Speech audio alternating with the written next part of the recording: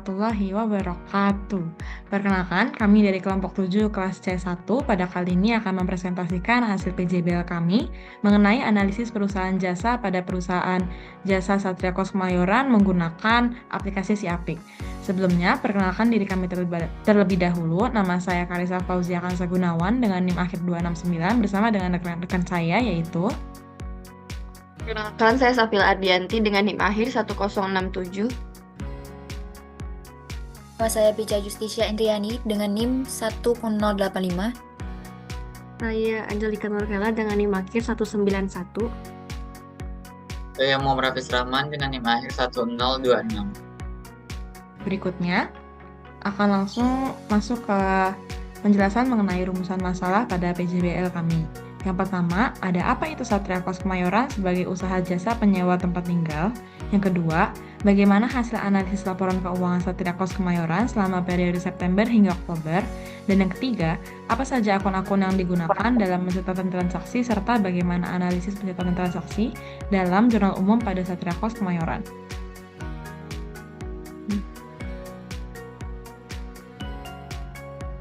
Selanjutnya adalah tujuan dari laporan. Yang pertama yaitu untuk mengetahui profil dan kegiatan usaha Satria Kos Kemayoran sebagai penyedia jasa tempat tinggal atau kos. Yang kedua, untuk menganalisis laporan keuangan Satria Kos Kemayoran selama periode September hingga Oktober. Dan yang ketiga, untuk mengidentifikasi akun-akun yang digunakan dalam pencatatan transaksi serta melakukan analisis pencatatan transaksi dalam jurnal umum pada Satria Kos Kemayoran. Selanjutnya ada manfaat laporan.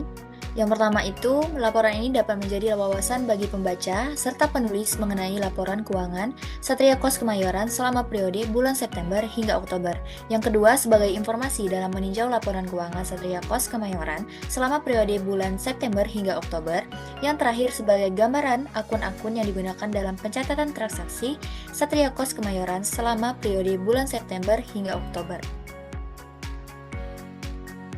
Lalu berikutnya akan ditayangkan video wawancara, dokumentasi wawancara bersama dengan pemiliknya dan juga video tentang penjelasan tentang Satria Kos Kemayoran ini.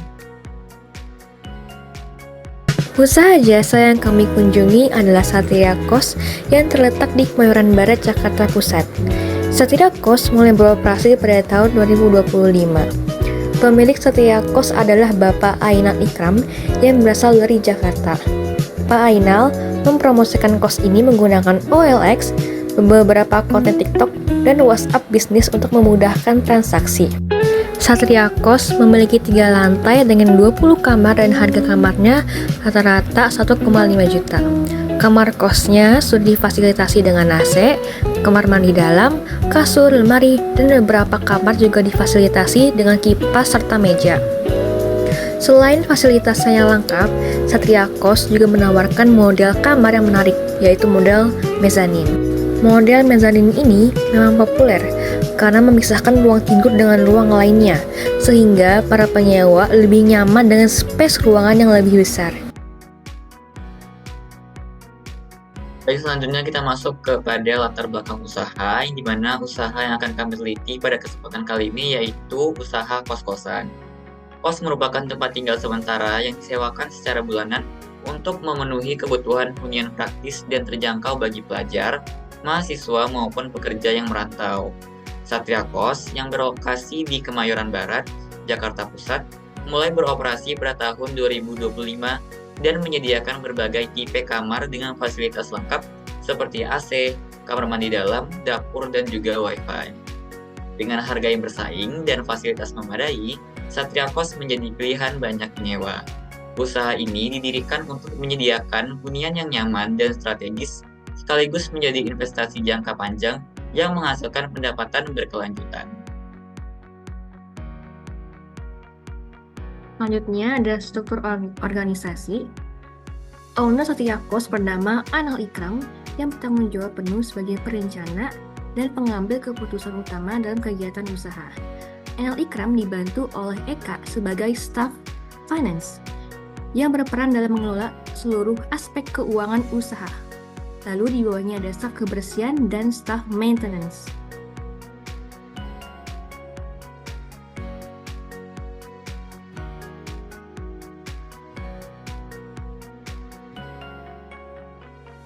Selanjutnya yaitu ada jenis dan pengembangan usaha. Jenis usaha dan pengembangan usaha. Satria Kos Kemayoran adalah usaha jasa penyedia hunian sementara dengan fasilitas lengkap seperti listrik, air, wifi, dan keamanan. Berlokasi strategis di Jakarta Pusat, usaha ini terus berkembang mengikuti kebutuhan pasar. Pengembangan usaha, digitalisasi, promosi dan reservasi melalui TikTok, OLX, dan WhatsApp Bisnis. Yang kedua, segmentasi pasar, mahasiswa dan pekerja muda, tersedia kelas budget, standar, dan premium. Positioning yaitu hunian modern dan nyaman bergaya mezanin dengan harga terjangkau untuk pekerja profesional muda.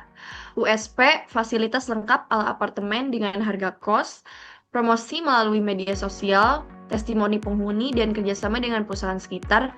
Dan tagline, kos modern, nyaman, strategis, kos Satria.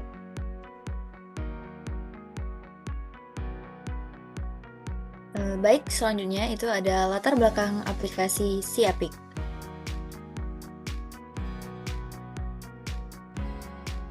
Siapik adalah aplikasi pencatatan informasi keuangan yang dirancang khusus untuk mempermudah UMKM atau usaha mikro, kecil, dan menengah dalam melakukan pembukuan dan mencatat transaksi harian. Keunggulan utama aplikasi ini adalah kesederhanaan dan kepraktisan penggunaannya. Pelaku usaha tidak perlu memiliki pengetahuan mendalam tentang akuntansi karena sistemnya sudah terintegrasi secara otomatis. Siapik mampu menghasilkan laporan keuangan yang lengkap dan akurat, mencakup laporan neraca, laba rugi, arus kas, dan berbagai laporan tren kinerja keuangan. Laporan-laporan ini sangat penting karena dapat dijadikan acuan oleh lembaga keuangan untuk mengevaluasi kelayakan pembiayaan bagi UMKM, menyederhanakan akses mereka ke modal.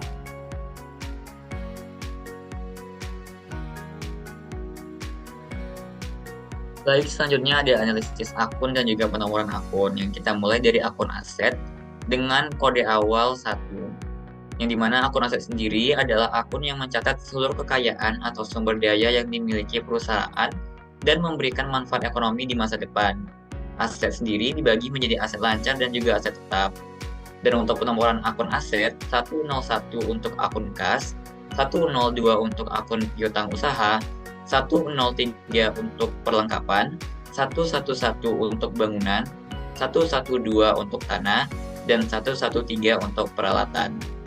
Selanjutnya ada akun hutang atau liabilities dengan kode awal 2, yang dimana akun hutang sendiri yaitu akun yang mencatat kewajiban perusahaan kepada pihak lain yang harus diselesaikan dalam jangka waktu tertentu. Yang dimana penomoran akun hutang sendiri 201 untuk hutang usaha, 202 untuk pendapatan terima di muka.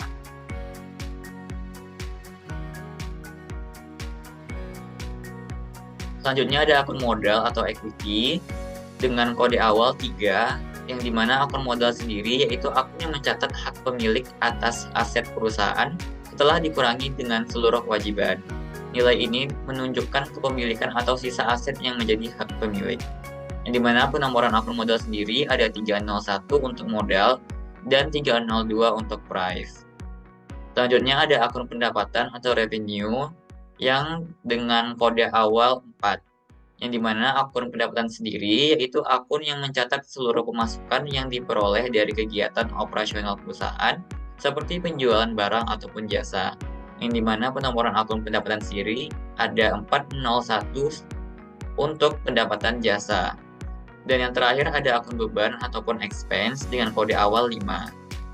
Yang dimana akun beban sendiri yaitu akun yang mencatat seluruh pengeluaran yang terjadi dalam kegiatan operasional perusahaan untuk memperoleh pendapatan. Yang dimana penomoran akun beban sendiri ada 501 untuk beban gaji, ada 503 untuk beban keamanan, ada 504 untuk beban servis, dan yang terakhir ada 505 untuk beban pajak.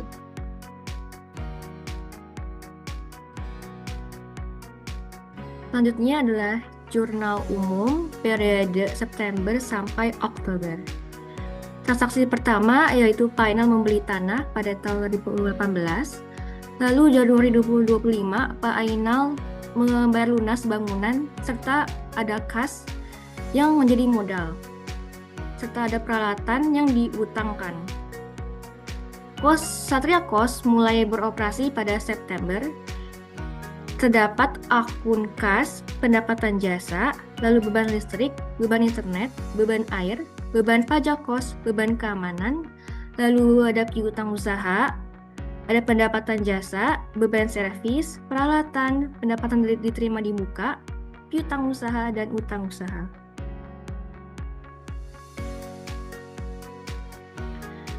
Lalu pada tanggal 28 September, terdapat beban gaji. Bulan kedua yaitu Oktober 2025, terdapat akun pendapatan jasa, beban servis, piutang usaha, beban listrik, beban internet, beban air, perlengkapan, beban pajak kosan, beban keamanan, piutang usaha, pendapatan jasa, beban gaji, dan Privpa Ainal. Dengan total debit yaitu 1.789.050.000 dan kredit 1.789.050.000. Lalu berikutnya adalah laporan posisi keuangan atau neraca saldo pada periode September menggunakan aplikasi Siapik. Pada laporan posisi keuangan ini terdapat tiga akun, yaitu aset, kewajiban, dan juga modal. Pada aset, di sini terdapat kas dengan jumlah 235.400.000, lalu juga ada aset tetap 1 miliar dengan nominal 1.292.000, dan terdapat akumulasi penyusutan sebesar 62 juta. Jadi untuk jumlah aset pada periode September ini ada 1.465.400.000. Lalu untuk kewajiban, di sini Satria Kos memiliki utang usaha senilai 110 juta dan juga pendapatan diterima di muka senilai 500 juta. Jadi jumlah kewajiban pada bulan September ini senilai 110.500.000. Lalu yang terakhir adalah modal. Saldo laba yang dimiliki ada 45.100.000 dan modal yang dimiliki adalah 1.400.000.000. Jumlah total dari modalnya pada bulan September ini ada 1.354.900.000. Dan jumlah untuk kewajiban dan modal ini ada 1.465.400.000. Lalu berikutnya laporan posisi keuangan atau neraca saldo pada periode Oktober. Masih sama, di sini akunnya itu terdapat aset, kewajiban, dan juga modal.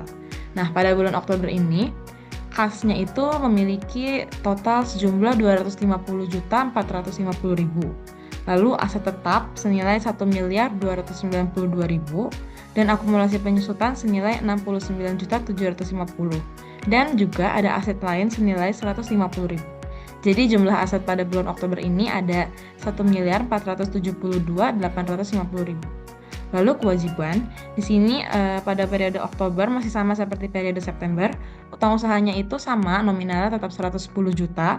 Dan di bulan Oktober ini tidak ada pendapatan diterima di muka. Jadi total dari jumlah kewajiban di bulan Oktober ini masih tetap. Jadi pada bulan Oktober ini jumlah kewajibannya itu tetap 110 juta. Lalu yang terakhir ada modal. Saldo laba pada bulan Oktober ini bernilai 37.150.000 dan modalnya 1.400.000.000. Jadi jumlah modal ini ada 1.362.850.000. Dan total dari jumlah kewajiban dan modal ini ada 1.472.850.000. Baik, di sini ada laporan laba rugi dan saldo laba Satria Kos Kemayoran. Di bulan September usaha mengalami kerugian. Total pendapatan belum bisa menutup beban-beban operasional seperti gaji tenaga kerja, terus beban sewa, beban transportasi dan bahan bakar, beban listrik, air dan telepon, beban penyusutan dan beban lain-lainnya. Akibatnya, jumlah beban lebih besar daripada pendapatan sehingga laba rugi akhir bulan September menunjukkan angka negatif atau rugi. Untuk saldo laba ruginya yaitu 45.100.000. Selanjutnya itu ada neraca saldo di bulan Oktober. Di bulan Oktober pendapatan usaha meningkat dibanding di laba rugi sebelumnya, yaitu bulan September, namun beban operasional masih tinggi, terutama itu ada beban biaya listrik, air, dan perawatan fasilitas, dan juga beban biaya operasional lain yang rutin dikeluarkan. Walaupun ada perbaikan pendapatan, total beban masih cukup besar sehingga usaha belum mencapai laba yang maksimal dan masih terdapat kerugian jika kita lihat dari periode September sampai Oktober secara keseluruhan. Jadi kesimpulannya yaitu dari September sampai Oktober kita belajar kalau pendapatan harus terus ditingkatkan dan biaya perlu dikendalikan supaya kedepannya usaha bisa stabil dan menghasilkan laba yang baik. Selanjutnya. Lalu berikutnya ada kesimpulan. Berdasarkan dari analisis laporan keuangan Satria Kos Kemayoran pada periode Agustus sampai Oktober ini, usaha ini memang belum mendapatkan keuntungan karena pendapatan yang didapatkan ini belum menutupi modal yang dikeluarkan. Tetapi, usaha ini telah menerapkan pencatatan akuntansi yang cukup baik dan mampu menggambarkan kondisi finansial secara jelas. Namun, seperti yang tadi saya katakan, pada Satria Kos Kemayoran ini temukan kerugian karena memang belum balik modal karena pendapatannya ini belum menutupi dari modal-modal yang dikeluarkan. Nah, beban-beban seperti biaya listrik, air, dan perawatan fasilitas ini menjadi faktor utama tingginya pengeluaran, dan juga salah satu faktor utama yang tertinggi itu adalah dari biaya pembelian tanah dan juga biaya pembangunan serta modal-modal awal yang dikeluarkan, sehingga memang untuk usaha kos sendiri ini memang memerlukan waktu yang cukup lama agar bisa balik modal. Seperti itu. Lalu berikutnya. Selanjutnya itu ada saran. Yang pertama, mengendalikan biaya operasional, terutama listrik, air, dan perawatan fasilitas. Yang kedua itu meningkatkan pendapatan melalui optimalisasi, okupansi, promo, atau pemasaran digital. Yang ketiga itu menyusun anggaran bulanan untuk memantau realisasi biaya dan pendapatan. Yang keempat yaitu memperbaiki sistem pencatatan keuangan dengan pembukuan digital. Yang kelima, mengevaluasi tarif sewa jika biaya terus meningkat. Dan yang terakhir yaitu melakukan analisis laporan keuangan secara rutin setiap bulannya. Nah, demikian presentasi dari kelompok 7. Jika ada salah kata atau salah perbuatan atau mungkin masih ada beberapa kesalahan dalam pembuatan tugas ini, kami mohon maaf. Sekian presentasi dari kami. Wassalamualaikum warahmatullahi wabarakatuh.